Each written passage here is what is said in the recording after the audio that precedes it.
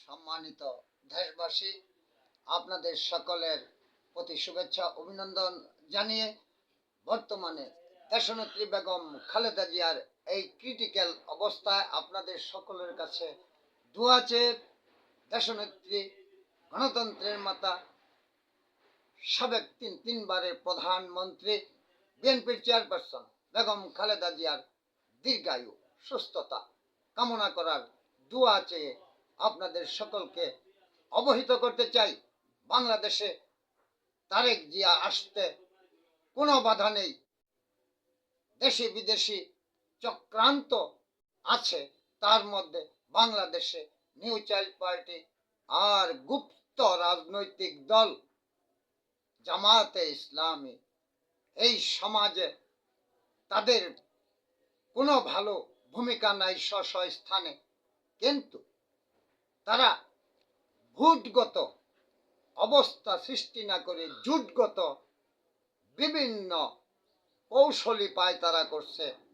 ভোটবিহীন অবস্থা PR CR গণভোটের মাধ্যমে তারা উচ্চ কক্ষ নিম্ন কক্ষ সনদ নামক জালিয়াতি প্রতিষ্ঠিত করে তারা ডক্টর ইউনূসকে বাধ্য করে আজকে তারেক জিয়ার এই দেশের অভ্যন্তরীণ রাজনৈতিক ঘোলা করে রয়ের সুবিধা দান করে দেওয়ার আর ডক্টর ইউনূসের আমেরিকা জিও গ্রাউন্ড পলিটিক্স বাস্তবায়ন করার সুযোগ সুবিধা দিয়ে আজকে তারেক জিয়াকে বাংলাদেশে আসতে কালো পলিটিক্সের মাধ্যমে জামাত পরিবেশ নষ্ট করতেছে। আজকে জামাত লটারি চায়, লটারির মাধ্যমে সরকার চালাইতে চায়, আর ডক্টর ইউনূস তার সরকারও তাই মেনে নিয়েছে, লটারির মাধ্যমে সরকারি কাজ করা শুরু করেছে। তারা ডিসিএসপি ওসি বদল করে আজকে লটারির মাধ্যমে। আর কয়দিন পরে হয়তো জামাত বলবে লটারির মাধ্যমে সরকার আমরা সৃষ্টি করে ফেলাই, ভোট আর লাগবে না তাদের।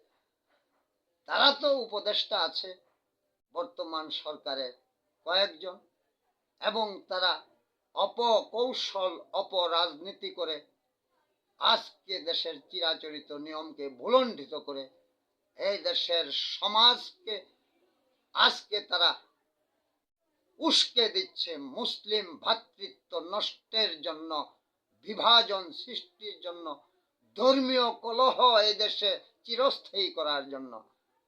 তারা ধর্মের দোহাই দিয়ে বাংলাদেশে আজকে অজুহাত সৃষ্টি করে বিভিন্ন এই ধর্মীয় ভোটারদেরকে অনুভূতিতে তারা কৌশলে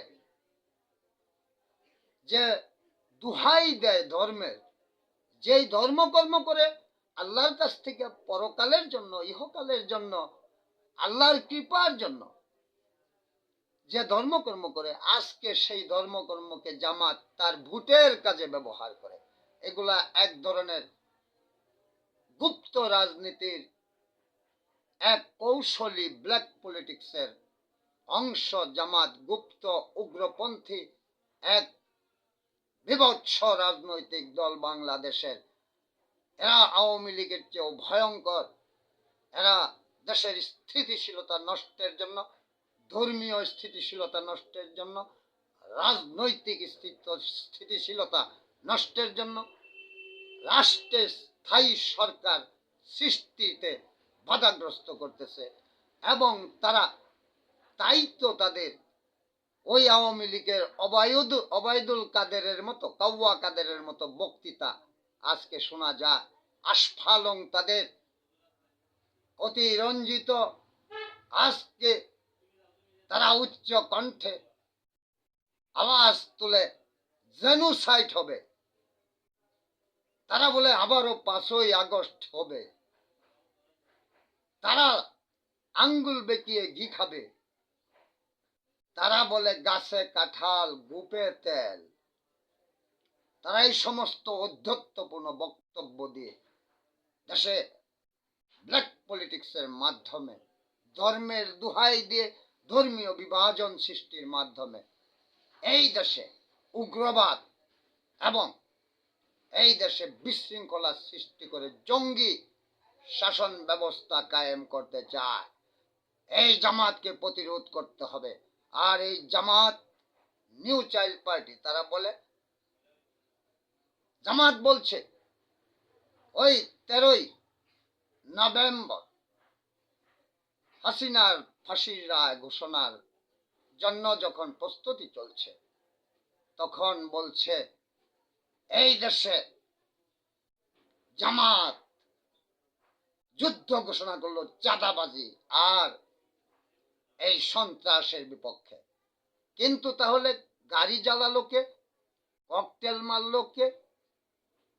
ওই 32 নাম্বার থেকে শুরু করে বিভিন্ন স্থাপনা ভাঙতে গেল কে? যুদ্ধই ঘোষণা করলো জামাত, তাহলে থামাতে পারলো না কে? আর ওই পুলিশ কর্মকর্তা বলেছিল যে শিবিরদেরকে দেখেছি, আজকে তার দোষ হইছে। আজকে তারা সমাজের ভালো মন্দ বিবেচনা না করে স্ব স্থানে সমাজ গঠনে ভূমিকা না রেখে শুধু জোটগতভাবে মিটিং মিছিল করে তারা সরকারকে বাধ্যকরণের একটা প্রক্রিয়া হাতে নিছে। আর সেই প্রক্রিয়াতে তারা গুপ্তভাবে এই রাজনৈতিক বিশৃঙ্খলা সৃষ্টি করতেছে। আবার নিউ চাইল্ড পার্টি বলে ওই ফালতু পাটোয়ারি নাসির উদ্দিন পাটোয়ারি যে হাসনাত আব্দুল্লাহ নাকি তাদের যথেষ্ট, তাহলে কি করে এই ককটেল ব্রাস্ট, আগুন ব্রাস্ট, গাড়ি ব্রাস্ট, সন্ত্রাস চলছে? জামাত, নিউ চাইল্ড পার্টি আর চরমুনাই ওই ভণ্ড ব্যবসায়ী পীর, তার ব্যবসায়ী পীরালি, সে বলে পুরান নারী, পুরান বউকে নতুন কাপড় পরিয়ে হাজির করা হয়েছে বিয়েতে নাকি। এটা বদমাইশ। এসব নারী নিয়ে তার গবেষণা, কাজকর্ম, নারী নিয়ে তার বক্তব্য। এই বদমাইশগুলিকে প্রতিরোধ করতে হবে, তবে এই দেশে শান্তি হবে। এই দেশে আগামী 26 সালের 1 ফেব্রুয়ারির যে নির্বাচন ঘোষণা হয়েছে, সেই নির্বাচনের জন্য এবং তারেক জিয়াকে দেশে ফিরিয়ে আসতে এই সরকারকে সমস্ত ধরনের ব্যবস্থা করতে সঠিক সময়ে এই জাতীয় সংসদের নির্বাচনকে সূক্ষ্ম, সঠিক, নির্ভেজাল করতে প্রশাসনের, সেনাবাহিনীতে শুরু করে সকল বাহিনীর প্রধানদেরকে নিয়ে, বিশেষ করে সেনাবাহিনীর প্রধান ওয়াকারুজ্জামান সাহেবকে সাথে নিয়ে এই সরকারকে বলবো ভালোভাবে বসুন, সলা পরামর্শ করুন। আজকে একটি রাষ্ট্র কেন তারেক জিয়ার নিরাপত্তা দিতে পারবে না? আপনারা কেন ঘোষণা করতে পারছেন না? কোথায় ভারতীয় লুকিয়ে রাখছেন আপনারা? সেনাবাহিনীতে, বিমান বাহিনীতে, নৌবাহিনীতে, পুলিশ বাহিনীতে, না আপনাদের উপদেষ্টা মণ্ডলীতে? আপনাদের বলতে হবে। না হলে কেন একটি দেশের সরকার তারেক জিয়াকে, এদেশের নাগরিককে, এদেশের নেতাকে, এদেশের প্রাণপ্রিয় মানুষের শ্রদ্ধাশীল ব্যক্তিত্বকে, এদেশের একটি রাজনৈতিক দলের প্রধানকে কেন নিরাপত্তা দিতে ব্যর্থ হবে? এই গণতন্ত্রের আগামী ভবিষ্যতের বাংলাদেশের রাজনীতির স্থিতিশীলতার লক্ষ্যে যে নেতার প্রকৃতই এই দেশের 20 কোটি মানুষের প্রয়োজন, সেই নেতা দেশে আসবে, কেন এই সরকার ব্যর্থ হবে তার নিরাপত্তা দিতে? এই সরকারকে বলতে হবে।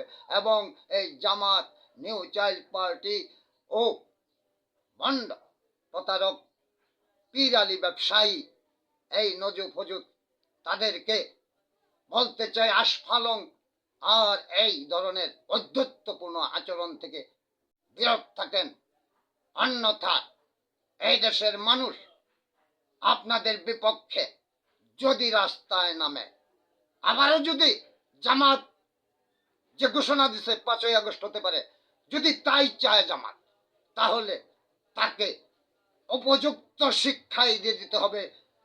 এই জন্যই এই দেশের জনগণকে ঐক্যবদ্ধ থাকতে হবে এবং তারেক জিয়া যেই দিনই আসুক বাংলাদেশে আসবে, তার নেতৃত্বেই আমরা এদেশে আবারও বিএনপি, বাংলাদেশের জাতীয়তাবাদী শক্তি, বাংলাদেশের স্থিতিশীলতা, বাংলাদেশের রাজনৈতিক স্থিরতা, বাংলাদেশের সামাজিক, ধর্মীয়, মানবিক উন্নয়ন, স্বনির্ভরতা, কর্মসৃষ্টি, সুশিক্ষা এবং এদেশের মানুষের যে অধিকার মৌলিক তা পূরণের স্বার্থে আজকে তারেক জিয়ার প্রয়োজন।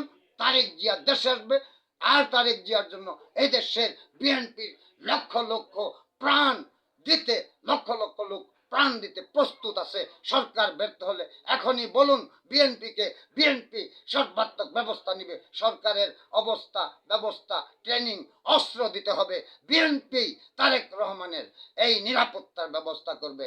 আগামী দিনে তারেক রহমান বাংলাদেশের নেতৃত্ব দিবে এবং আগামী ফেব্রুয়ারির প্রথমার্ধের ভোটে সকলকে অংশগ্রহণ করার জন্য আবেদন জানিয়ে এই সরকারকে সুপরিকল্পিত সূক্ষ্ম সুন্দর ব্যবস্থা করার আহ্বান জানিয়ে ছলচতুরি বাদ দিয়ে তারেক জিয়ার নিরাপত্তার দিয়ে দেশে ফেরত আনার ব্যবস্থা করতে এবং খালেদা জিয়ার রোগ মুক্তির কামনা করে দেশবাসীর কাছে দোয়া চেয়ে এই জামাতের চক্রান্ত রুখে দেওয়ার জন্য নিউ চাইল্ড পার্টি এবং এই প্রতারক পীরের এই চক্রান্ত রুখে দেওয়ার জন্য জনগণকে আহ্বান জানিয়ে আমার বক্তব্য শেষ করছি।